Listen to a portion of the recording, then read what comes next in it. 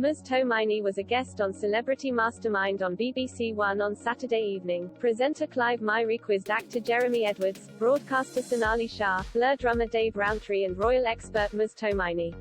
The celebrity guests took to the black chair to answer questions on their respective specialist subjects are Carrie Fisher, George Michael, Nikola Tesla and Back to the Future. The second round then saw them take on a range of general knowledge questions in a bid to lift a commemorative trophy and win money for their charity of choice.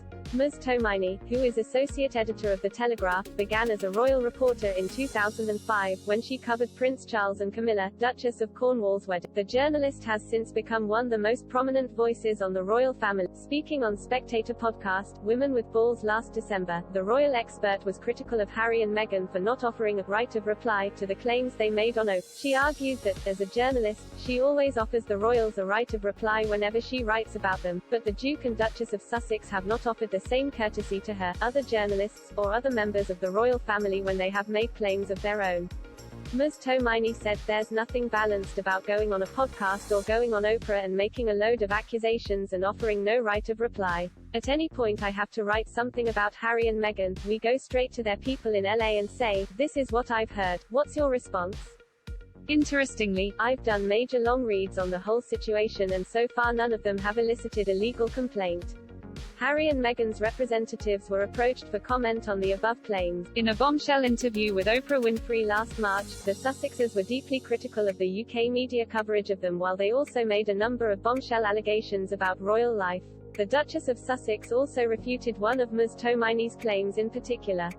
In 2018, the royal expert wrote an article claiming Meghan made Kate, Duchess of Cambridge, cry over flower girl dresses in the lead-up to her wedding with Harry. However, during the Sussex 2-hour interview with Oprah, Meghan refuted the claim, insisting that the opposite had occurred. The Duchess said that the article was a turning point, and claimed that in reality the Duchess of Cambridge had made her cry, though refused to speak in detail about what sparked the tears. Ms. Tominey noted that it was interesting, Meghan refuted the allegation on primetime television.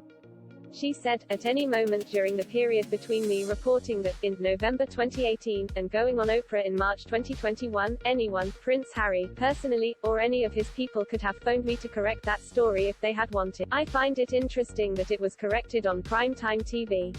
On the original article, Ms. Tominey said, "I wrote a snap analysis at the time pretty much accurately summing up what the whole thing represented.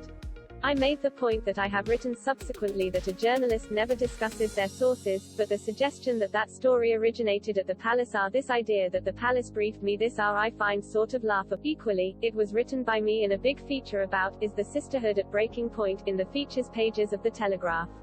It's a pretty nuanced piece if you go back, saying, these two women are very different, there's been a few pinch points, some of it is the Duchess of Sussex's fault, some of it is the Duchess of Cambridge's fault.